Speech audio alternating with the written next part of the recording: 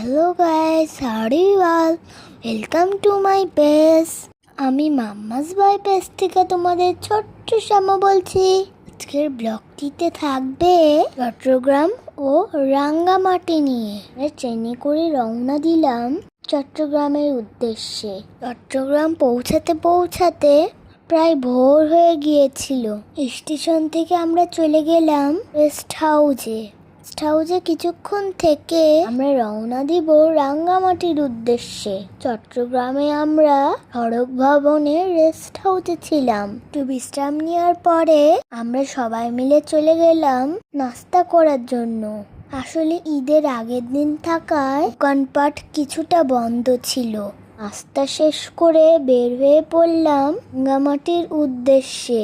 যাওয়ার পথে চট্টগ্রামের ইস্কন মন্দিরটা হয়ে যাব। বেশ অনেক দিনের ইচ্ছা ছিল মন্দিরটা দেখার। মন্দিরটা শহরের মধ্যেই ছিল, এই জন্য বেশি সময় লাগেনি আসতে। আমি এসেই উপরে উঠে গেলাম মন্দিরটা দর্শন করার জন্য। আসলে জগন্নাথ দেবকে আমার খুব ভালো লাগে। তারপর বেশ কিছুক্ষণ মন্দিরটা ঘুরে ঘুরে দেখলাম। এখানে ছবি আর ভিডিও করা নিষেধ ছিল, তাই আমি বেশি ভিডিও করতে পারিনি।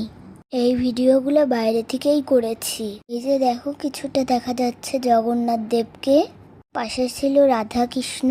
আসলে আমরা রাঙ্গামাটি যাচ্ছিলাম তো, তাই বেশিক্ষণ মন্দিরে থাকতে পারিনি।